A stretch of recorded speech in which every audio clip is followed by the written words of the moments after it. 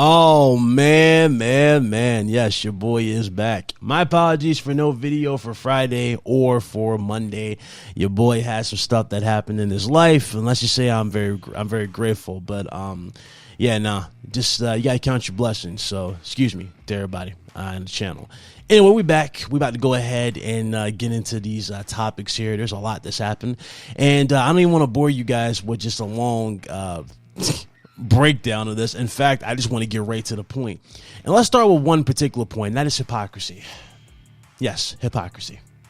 Let me tell you something, okay? And I said this in my last video in regards to the state of play, and a lot of you understood exactly what I was talking about because, again, it makes sense. It comes down to the standard that we have set as a community when it came to these shows, and that goes for Microsoft, and that especially goes for Sony. When you go into a Sony themed show or a Microsoft themed show, you're expecting updates from their first party offerings. Now, to the dudes that are all of a sudden damage control and saying that state of play is not your show to go to for big announcements, even though you're contradicting the hell out of yourselves because Sorrows was announced out here, which is a new announcement. But let me destroy your little credibility a little further. Let's just go back to the start of this generation. When we got the PS5 showcase, we showed off the PS5 during COVID, and we had that showcase. That was done. After that was done, we had at least 3 to 4 good state of plays back to back that were fire, that were showing new games, new announcements, and the excitement was uncanny on PlayStation 5. So to the dudes that are all of a sudden on this bus or on this train, talking about some damn, you can't go into these state of plays expecting new stuff, politely shut the fuck up. Okay, because you know what's funny about these dudes that are saying this? A lot of these dudes got caught in 8K flat out talking about some damn Wolverine is going to be here. Dudes talking about Bloodborne is going to be here. Dudes saying Death Stranding. Some dudes even went to the extreme of expecting Starfield to be at this damn state of play. And none of these games ever showed. And all of a sudden they told us, oh yeah, well that's on you guys for hyping yourselves up, blah, blah, blah. It's like, dog, shut the hell up.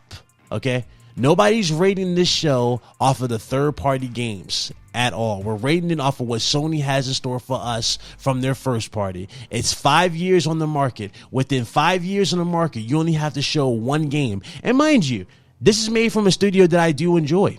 I do like Housemarque. I've had the opportunity of interviewing one of their lead audio engineers for the game. Had a blast talking to him. Housemarque was even cool enough to check out the interview when we interacted with Housemarque. So make no mistake about it. I got no issues with Housemarque, and I'm excited for Sorrows. I know that game's going to look good because of how much I enjoyed Returnal. I know these guys are going to deliver a good game. I'm not worried about that. But my biggest fear for this particular new game is the fact that it's going to underperform in the very console that dudes are hyping up that it has 75 million users on, and that is PlayStation 5. I'm very worried. Return only did 1.5 million units. There are over 75 million consoles out here, so to speak. Do you really expect Sorrows to do better than that? You see, the thing is, this shouldn't even be a no-brainer. This should be like a definite yes, it should do good. But when you got games that are winning Game of the Year that are doing 1.5 million, it definitely does paint a very vivid picture of what exactly is going to happen here.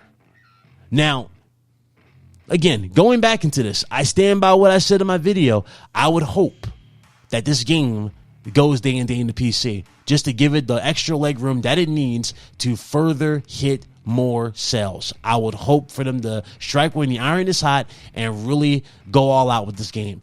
In fact, Sony's already testing the waters with Lost Souls aside. Granted, yes, some people are saying that game was going to head to PC or whatever. Anyway, it doesn't matter. It's being published by PlayStation. Sony's name's on this. Just like them announcing Stellar Blade is going to PC. Which, by the way, excuse me, Stellar Blade, if you look at the sales, only did 1 million on PlayStation 5. And mind you, they came out with a Pro, too. And there's only 1 million sold for Stellar Blade. So, keep that in mind as we go into the next topic. But as far as this show is concerned, for those of you that are damage controlling this, saying that this show is great and that, Sony set a new standard and you guys are like, oh, I loved it. Okay, so you loved Xbox show. Oh, you don't like Xbox show because it's multiplat. Well, here's a reality check. Every game that Sony showed at the State of Play was multiplat. All the games are either playable on PC day one or on PC or on Xbox, PC, and PlayStation. There are multiplats. So for the love of God, if you guys want to pretend to have standards, be honest with your standards and hold them to all sides as opposed to one to try and push an agenda and make yourselves look smarter than what you actually are. It's not cool. It's pathetic at the end of the day. It really, really does. And it just shows the agenda pushing, and it's annoying. It really does. Moving on. I'm going to go ahead and destroy this topic right here because since the whole PC regime, oh my God, some of the worst takes in gaming have been said. Arguably one of the funniest ones that PlayStation games, if they were to go day and date in the PC community would absolutely, and I mean absolutely, pirate all the games. Are you sure about that? Because judging from these numbers, yeah. Let's have a little fun with that. Let's check this out, shall we? Courtesy of Daniel Ahmad. PlayStation generated sales of 128.1 billion yen. This right here translates to $865 million US. And this is from their first-party games and add-on content on non-PlayStation platforms in 2024. This is up 71% year-on-year in terms of growth. The primary attribute to this was Helldivers 2, and as well as ports released on Steam. Now, I'm going to do you guys a little solid here. Check this out. Courtesy of Derek Strickland. Despite the new revenue growth, PlayStation's Q3 fiscal year 2024 operating margin was just 7%. Revenue was $11.05 billion, and their operating income was $775 million. For those of you that don't know what the operating income is, that's their actual profit. Their actual profit was $775 million. That's their base profit for 2024. If we go to what Daniel Ahmad is reporting in regards to their profit made off of non-PlayStation platforms, they made $865 million. So looking at raw numbers by itself, I think it's safe to say that most of their revenue came from PC. So to the dudes saying that dudes are pirating everything and not supporting the very first party games that you claim to be bought, you can officially have that seat. Officially. Rest in peace. That's all I gotta say. Rest in peace. And what's even more crazy about it too, just looking at the sales, I was looking at, granted, Stellar Blade doing 1 million. The Lego Horizon game was dropped, which didn't even chart because it did that bad in terms of sales. You had Conquer, which was the biggest commercial failure that they had, which resulted in the closure of studios. It's like, dog, if it wasn't for Helldivers and the PC community coming in clutch and supporting that game day one because it was a good game and they did a good job striking when the iron was hot, Sony would have been in the red for 2024. I'm just saying. So I think a lot of you guys need to let a lot of the stupid fanboy shit go and accept the future. The future is multiplat. Seriously. The days of blocking consoles behind one particular platform are over. And make no mistake about it, I'm on record. You guys can find tweets. Yes, I'm not ashamed of my tweets in the past. I am on record, and I'll say it in video form to add more credits to your tweets. There are tweets to me where I defended exclusivity and still to this day don't regret it because that was the margin that we went by. That was the standard that was set from these consoles for the longest time. But as you guys can clearly see with the industry and the way things have changed, exclusivity is not benefiting either side. It's not sustainable whatsoever. Games selling 1 million or 1.5 million, hell, even 2 to 3 is not enough anymore for these companies. It's why Shuhei Yoshida flat out said they need the PC community to fund these games. And judging from those numbers, that completely backs up 110% his claims. Again, and to the dudes that want to just say, oh, it's Jim Ryan's fault we're in this situation, well, Jim Ryan definitely greenlit the games, for sure. He greenlit 12 live service games. We're not taking that away from him. But if we're talking about the overall service route in terms of PlayStation, that actually is not Jim Ryan's fault. That goes down to Connie Booth. A lot of people forgot about Connie Booth, who's been with the company for over 34 years. A lot of people say she was a main pillar on PlayStation. She actually was. She was in charge, believe it or not, of the live service approach for PlayStation. And she's no longer there. So I don't know what to tell you.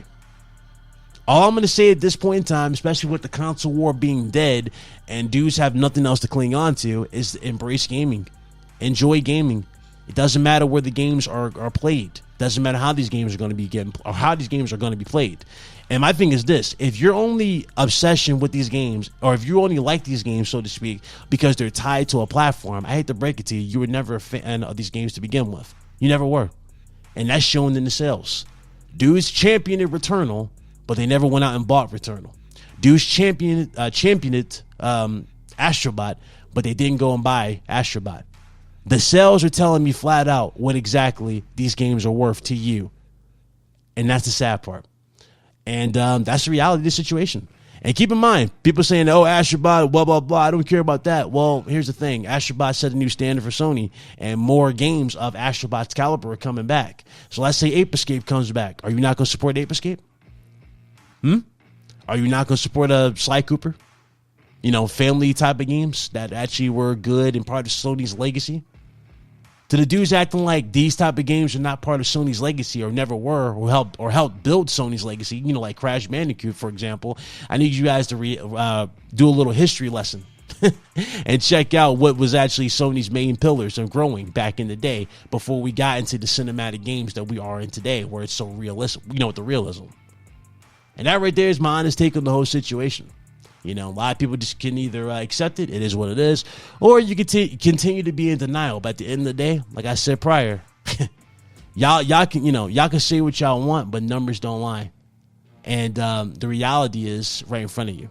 Things are changing all around, and it's going to be very interesting to see what happens by the end of this year in regards to Sony's approach to things, going even more further when more numbers come out, especially with Lost Souls side. I want you guys to pay very, very close attention to that particular game. Lost Souls aside, Stellar Blade, etc. I really want to see what's going to happen with these.